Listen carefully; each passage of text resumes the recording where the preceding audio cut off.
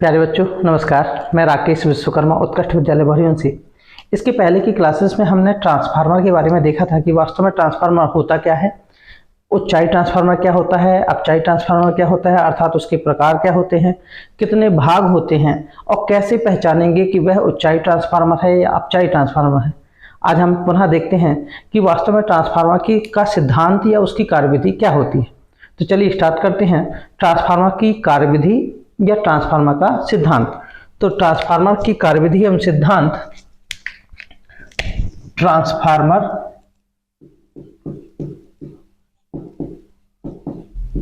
का सिद्धांत एवं कार्यविधि।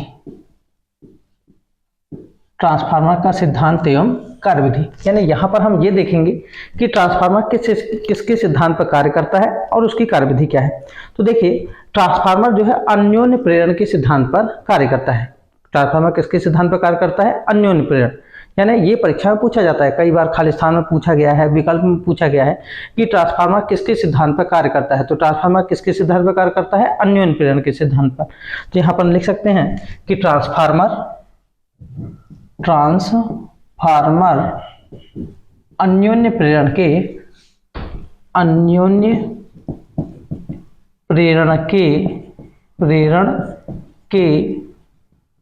सिद्धांत पर कार्य करता है।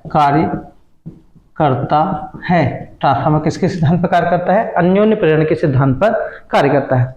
अब कार्यविधि क्या होती है? तो इसमें यह बताया गया कि जब ट्रांसफार्मर की ये कहलाती है प्राथमिक कुंडली और ये वाली कहला जाती है द्वितीय कुंडली। प्राथमिक कुंडली को कैसे पहचानते हैं? जिस कुंडली के सिरों के मध्य निवेशी प्रत्यावर्ती वोल्टेज लगाया जाता है उसे अपन क्या बोल देते हैं? प्राथमिक कुंडली। और जिससे क्या होता है? आउटपुट होता है, जिससे करंट जाता है उसे अपन क्या कह देते हैं? द्वितीय कुंडली कह देते हैं। तो ये प्राथमिक कुंडली है और ये क्या है? द्वितीय कुंडली। तो क्या बतलाया गया कि जब ट्रांसफार्मर की प्राथमिक कुंडली के सिरों के मध्य निवेशी प्रत्यावर्ती वोल्टेज लगाया जाता है तो अन्योन्य प्रेरण की क्रिया से द्वितीय कुंडली में धारा प्रवाहित होने लगती है। क्या देखेंगे अपन? जब ट्रांसफार्मर की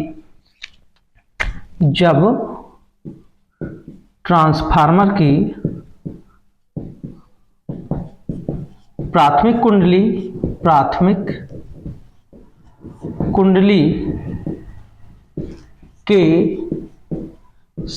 के सिरों के मध्य निवेशी प्रत्यावर्ती वोल्टेज लगाया जाता है तो अन्योन्य प्रेरण की क्रिया से द्वितीयक कुंडली में धारा प्रवाहित होने लगती है। धारा प्रवाहित होने लगती है। क्या कह रहे हैं अपन? जब प्राथमिक कुंडली के सिरों के मध्य निवेशी प्रत्यावर्ती वोल्टेज लगाते हैं तो अन्योन्य प्रेरण की क्रिया से, यानी एक कुंडली में धारा प्रवाहित हो और वो दूसरी कुंडली में यदि चली जाए तो उस क्रिया को बोलते हैं अपन अन्योन्य प्रेरण। तो द्वितीय कुंडली में धारा प्रवाहित क्या होने लगती है। हम मानते हैं कि माना प्राथमिक कुंडलीय फेरों की संख्या कितनी है? Np, और द्वितीय कुंडलीय फेरों की संख्या कितनी है? Ns है। तो यहां मानते हैं कि माना प्राथमिक कुंडली में फेरों की संख्या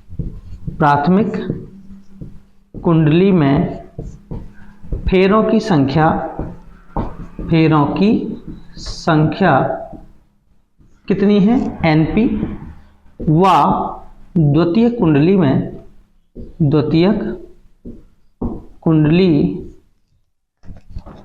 में फेरों की संख्या कितनी है? Ns है। यानी हम ये मान रहे हैं कि प्राथमिक कुंडली में कितने फेरे हैं? Np हैं, और द्वितीय कुंडली में कितने फेरे हैं? Ns है। जब प्राथमिक कुंडली में Np फेरे हैं तो प्राथमिक कुंडली से बद्ध चुंबकीय फ्लक्स कितना होगा? बद्ध चुंबकीय फ्लक्स का मतलब होता है उससे गुजरने वाली कुल बल रेखाओं की संख्या। तो यहाँ लिखते हैं यदि प्राथमिक कुंडली से बद्ध चुंबकीय फ्लक्स फाई हो, यदि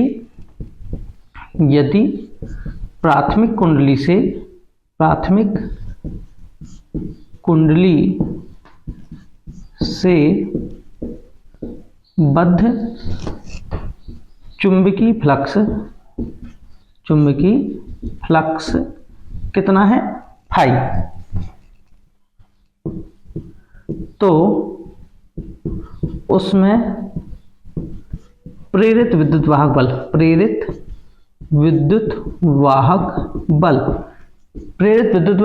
यहां पर अपन लगाते हैं फैराडे का द्वितीय नियम।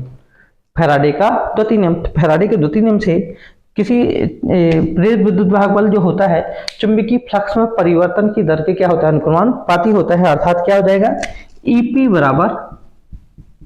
बराबर minus NP del phi upon कितना, डेल टी। ईपी बराबर कितना होता है, minus NP del phi upon कितना, डेल टी। ये कहां से आया, ये कहां से अपन ने ये सूत्र आ गया, फैराडे के द्वितीय नियम से। तो यहां पर अपन लिख सकते हैं फैराडे के द्वितीय नियम से, फैराडे के द्वितीय नियम से, फैराडे के द्वितीय नियम से। ठीक है, ये कहां से आ गया, फैराडे के द्वितीय नियम से।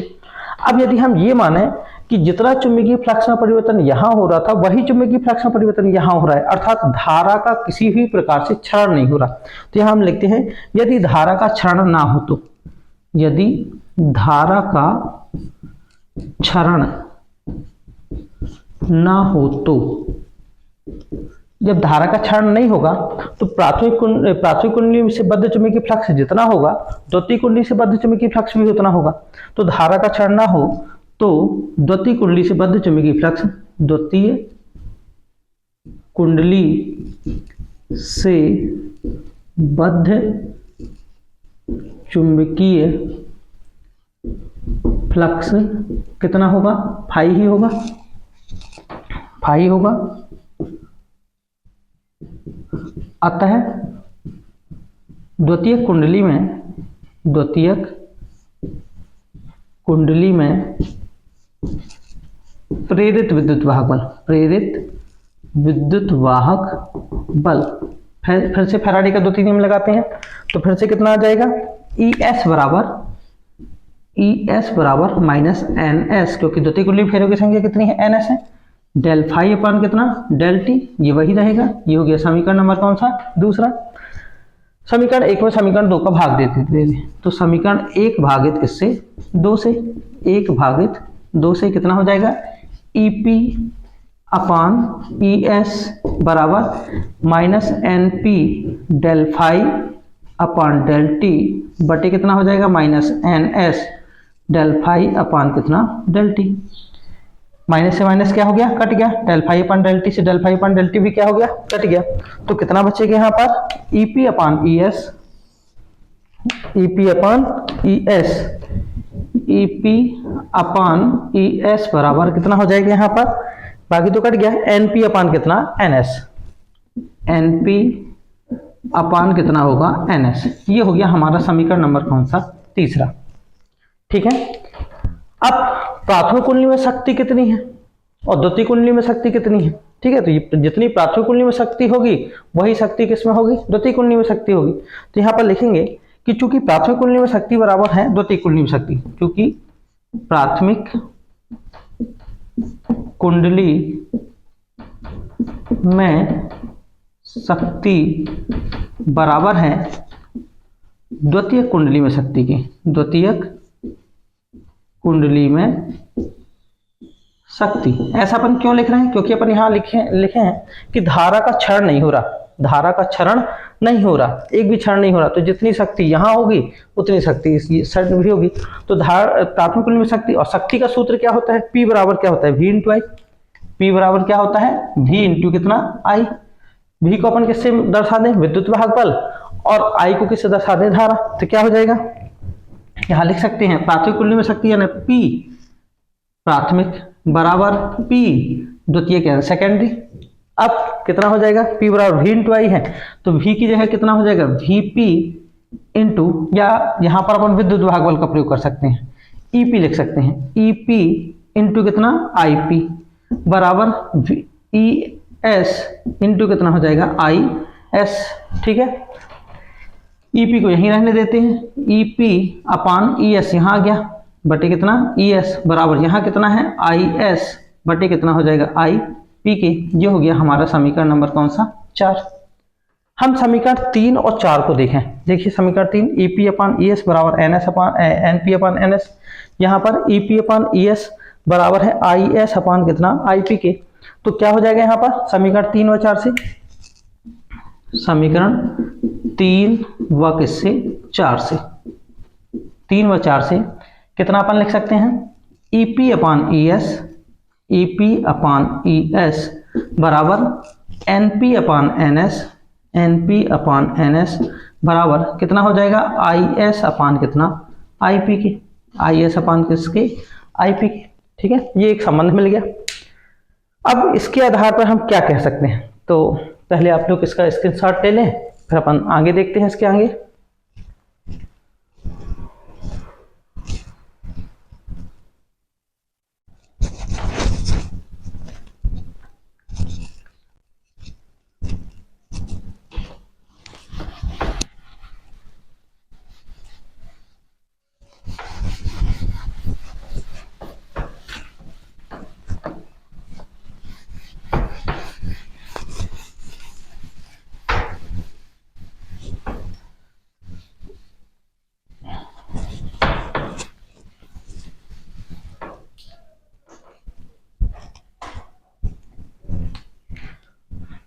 चलिए देखिए क्या है, E P upon E S बराबर N P upon N S बराबर I S upon I P. यदि हम पहली बात देखें, केस फर्स्ट देखें, केस फर्स्ट क्या है, यदि एन एस बड़ा है एन पी से, यदि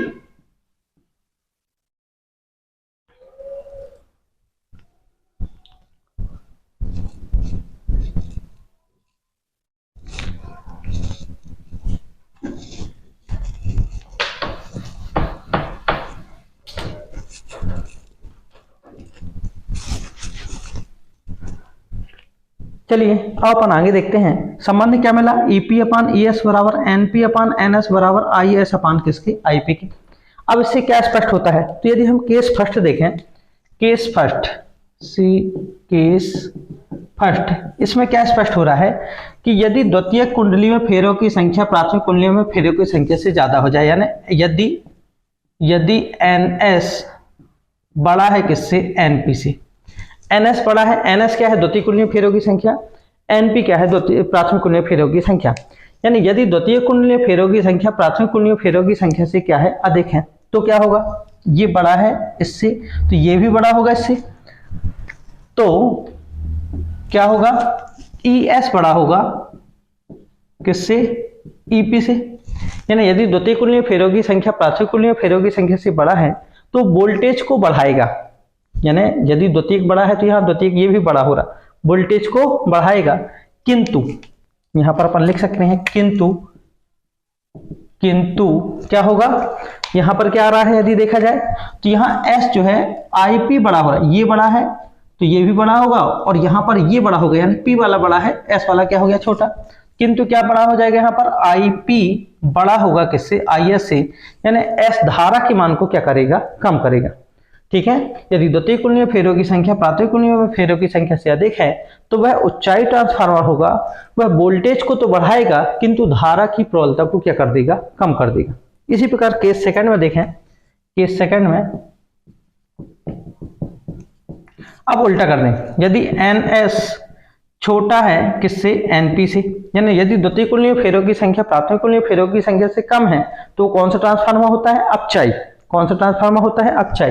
तो क्या होगा, तो यहां पर देखा जाए तो ई एस छोटा होगा किससे ईपी से, यानी वह वोल्टेज को क्या करेगा कम करेगा। किंतु यहां पर देखिए, यहां पर एन एस छोटा है किससे एनपी से, तो यहां पर ई एस छोटा हो गया ईपी से, यानी वोल्टेज को कम किया। किंतु यहां पर क्या हो गया एन आई एस क्या हो जाएगा बड़ा हो जाएगा, तो यहां पर किंतु क्या होगा IP यहां पर छोटा होगा किससे IS से। तो यहां पर क्या है, यह वोल्टेज को क्या कर रहा है, यह वोल्टेज को तो कम कर रहा है किंतु धारा की प्रबलता को क्या कर रहा है बढ़ा रहा है। फेरों की संख्या कम, वोल्टेज कम, किंतु धारा की प्रबलता क्या हो गई ज्यादा। यह कौन सा हो जाएगा अपचाई, क्या हो जाएगा, अपचाई। ये कौन सा हो जाएगा, उच्चाई। आया सभी को समझ में? तो हम क्या कह सकते हैं कि यदि द्वितीय कुंडली में फेरों की संख्या प्राथमिक कुंडली में फेरों की संख्या से अधिक है तो वह उच्चाई ट्रांसफार्मर होगा। वह वोल्टेज को तो बढ़ाएगा किंतु धारा की प्रबलता को कम कर देगा। यहाँ पर अपन क्या लिखेंगे, यदि द्वितीय कुंडली में फेरों की संख्या प्राथमिक कुंडली में फेरों की संख्या से यदि कम है तो वोल्टेज को घटाएगा किंतु धारा की प्रबलता को क्या कर देगा, बढ़ा देगा। अब हम देखते हैं ट्रांसफार्मर की दक्षता। ट्रांसफार्मर की दक्षता, ट्रांसफार्मर की दक्षता। देखिए ट्रांसफार्मर की दक्षता कैसे ज्ञात की जाती है कि इसमें कितना करंट आ रहा है और कितना करंट जा रहा है, कितना वोल्टेज लगाए तो कितना करंट आया और कितना वोल्टेज यहाँ पर है तो कितना करंट गया, वही कहा जाती है ट्रांसफार्मर की दक्षता। अर्थात ट्रांसफार्मर में निर्गत शक्ति तथा निवेशी शक्ति के अनुपात को ट्रांसफार्मर की क्या बोलते हैं, दक्षता कहते हैं। ट्रांसफार्मर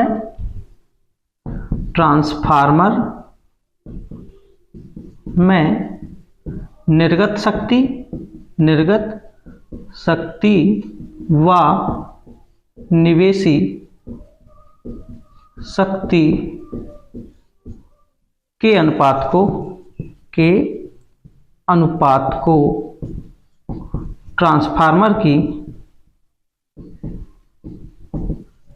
दक्षता कहते हैं। दक्षता कहते हैं क्या, निर्गत शक्ति तथा निवेशी शक्ति के अनुपात को ट्रांसफार्मर की क्या बोलते हैं, दक्षता। अर्थात हम लिख सकते हैं कि ट्रांसफार्मर की दक्षता बराबर ट्रांसफार्मर की दक्षता बराबर निर्गत शक्ति बटे क्या हो जाएगा, निवेशी शक्ति गुणित क्या हो जाएगा, 100। ठीक है, गुणित कितना हो जाएगा, 100। ये हो जाएगी ट्रांसफार्मर की क्या, दक्षता। निर्गत शक्ति बटे निवेशी शक्ति के अनुपात को ट्रांसफार्मर की क्या बोलते हैं, दक्षता कहते हैं। तो ये भी यदि पूछा जाता है परीक्षा में तो अपन लिख सकते हैं। अब एक और टॉपिक बचा, ट्रांसफार्मर का परिणाम अनुपात। ट्रांसफार्मर का परिणाम अनुपात, तो देखते हैं ट्रांसफार्मर का परिणाम अनुपात।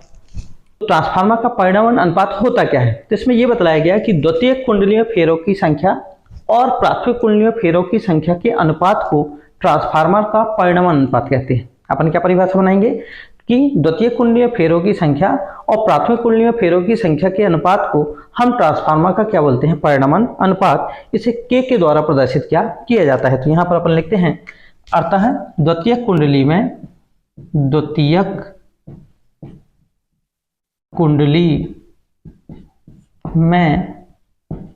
फेरों की संख्या व प्राथमिक कुंडली में फेरों की संख्या के अनुपात को ट्रांसफार्मर का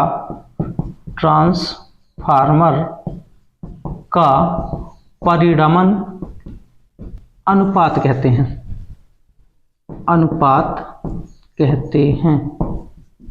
ट्रांसफार्मर का परिणाम अनुपात कहते हैं। इसे के द्वारा व्यक्त किया जाता है या दर्शाते हैं, किया जाता है। ठीक है, अर्थात क्या हो जाएगा, ट्रांसफार्मर की दक्षता बराबर ट्रांसफार्मर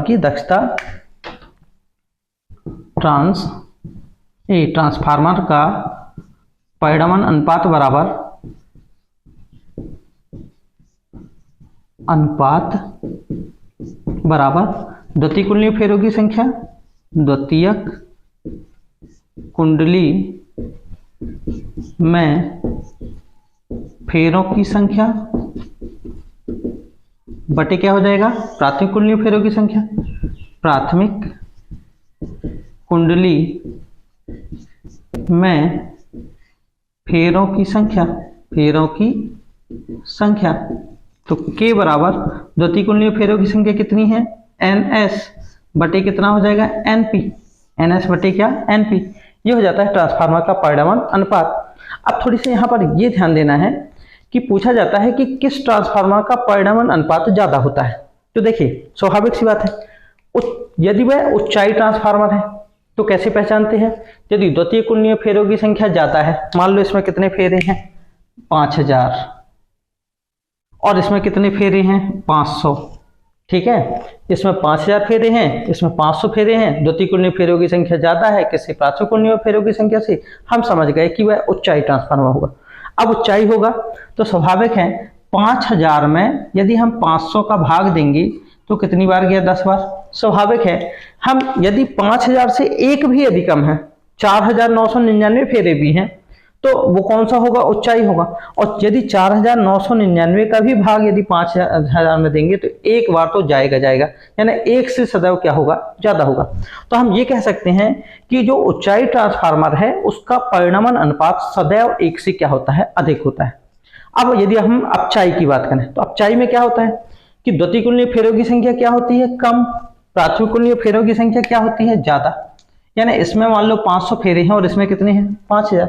परिणामन अनुपात क्या कहते हैं? द्वितीय कुंडलीय फेरों की संख्या। तो यहाँ पर यदि हम 500 में कितने का 5000 का भाग दें तो उसमें भाग नहीं जाएगा, 0 पॉइंट कितना हो जाएगा? 1 हो जाएगा, ठीक है। स्वाभाविक है मान लो इसमें 500 फेरे हैं और इसमें कितने? 501 फेरे भी हो गए। तो अब बड़ी राशि का जब छोटी राशि में भाग देंगे तो एक बार भी भाग नहीं जाएगा, तो हमेशा उसका मान सदैव क्या होगा? एक से कम ही रहेगा। इसलिए कहा गया कि अपचाई ट्रांसफार्मर का परिणामन अनुपात सदैव एक से क्या होता है? कम होता है, जबकि ऊंचाई ट्रांसफार्मर का परिणामन अनुपात सदैव एक से क्या होता है? अधिक होता है। यह क्वेश्चन भी परीक्षा में अनेकों बार पूछा गया है, विकल्प में भी पूछा जाता है। तो हम यहाँ पर लिख सकते हैं कि ऊंचाई ट्रांसफार्मर का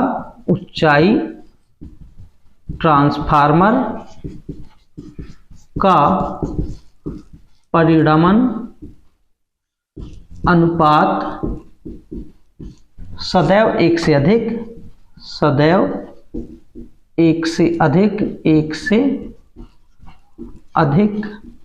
व अपचाई ट्रांसफार्मर